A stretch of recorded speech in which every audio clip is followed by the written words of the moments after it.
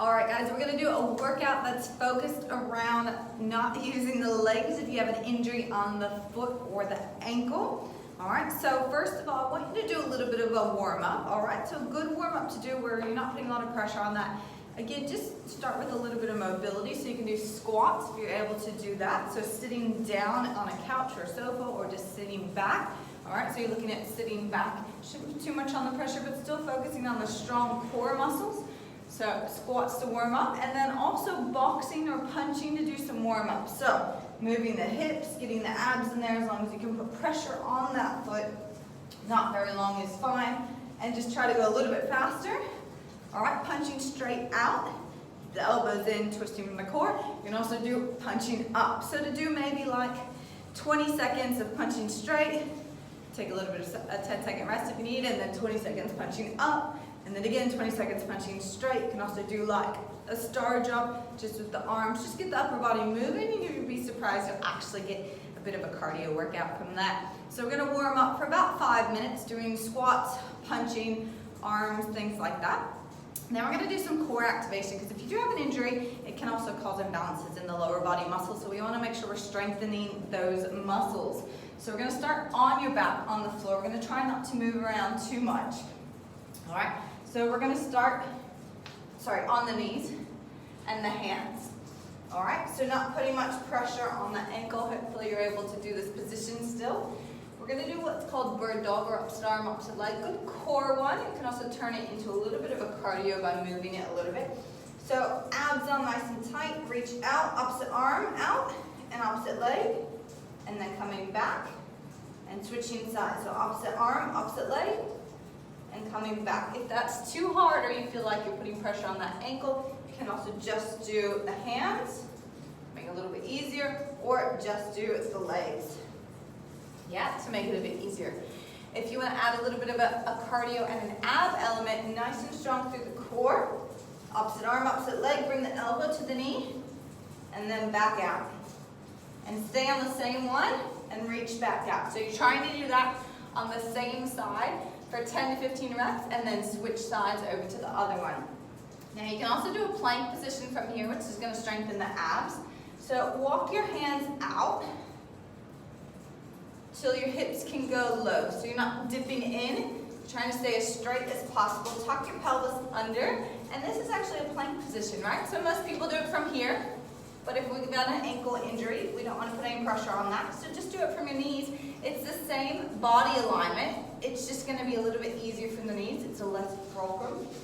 And then you can still get a good workout like this.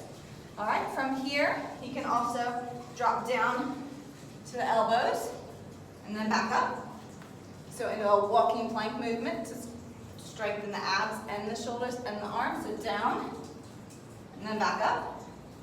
Yeah, again, make sure you're switching sides. So if you're going down with the left arm, make sure you're also going down with the right arm and coming back up with the right arm. It's a little bit harder one side normally than the other, so it's about strengthening and getting that core. All right, so we've got those two movements. So we've got opposite arm, opposite leg, which is called bird dog. All right, also turn it into a crunch movement. And then you've also got your plank. If you're more advanced, you can go into a walking plank movement. So it's easy to find those 4 exercises, for example, and just circuit through them. So about 10 repetitions of each. We're going to flip over onto the back. Again, depending on your positioning and your movement with your ankle. All right, we're going to do a shoulder bridge, which is going to focus on strengthening the glutes, the hamstrings, and the abs. So again, so we're still working those big muscles. All right, so what you're going to do, tilt your pelvis up as you go. All right, tilt your pelvis up, lift up one vertebrae at a time, rolling all the way up to the top. Can be a good stretch for those hip flexors, especially if you're sitting a lot. All right, and then roll back down one vertebrae at a time. So we're going to keep it a dynamic movement. You can hold it at the top for about 10 seconds, squeezing the glutes and really activate. Another good thing to focus on with this movement is pushing the knees together. So you don't want them touching, that's out of bounds. You still want them in line, but you want to squeeze them together. Pretend like you have a soccer ball or a volleyball or something in between your legs and you're squeezing. It's going to activate the glute med on the outside, and then roll back down. Beautiful. That's butt, hamstrings, ab. We're going to go into a reverse crunch, so lower abs, so legs up in the air. All right, lifting the hips, so heels to the heavens. and then back down. Right, so you're not going too far down because it can put strain on the lower back if you're not strong enough. All right, but it's just not the focus of this exercise either. You're just lifting up, doing a little bit of a crunch, and then coming back down. Yep, hands to the side. You don't want the hands underneath the hips.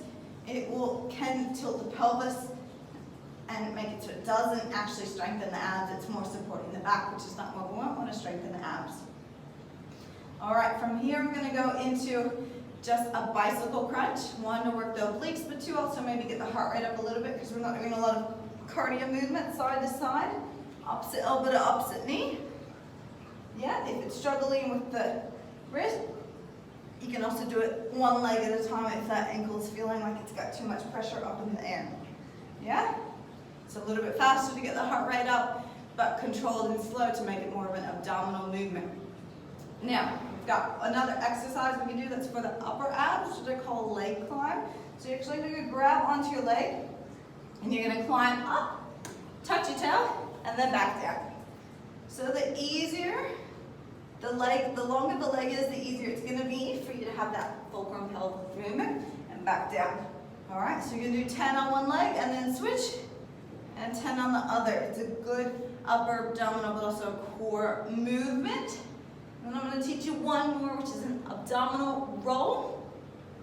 So here, in this position, so a nice V-sit position, you can have your heels down if you want. You're going to roll one vertebra at a time all the way back, and then coming back up. All right, if you want to make it a little bit harder, all right, so it's about that control, rolling one vertebra at a time, not just falling. Make it a little bit harder. You can have one leg out. Yeah? If you want to make it a lot harder, you can have both legs out. Arms can either go behind your back, or they can go in front. Yeah, and coming up to that balanced position, that's the key with that one. And again, doing all these exercises on the ground to minimize the up and down movement. All right, so write the exercises down, practice each one, and then again you can circuit it. So we've got those exercises while you're on your hands and knees, and then you've got the exercises on your back. So I hope that helped you. Still going to work out if you have an ankle or a foot injury. You can still do movements, especially upper body movements, without a gym. So it's a good advice for helping that. So thanks for watching, guys, and see you next time. Ciao for now.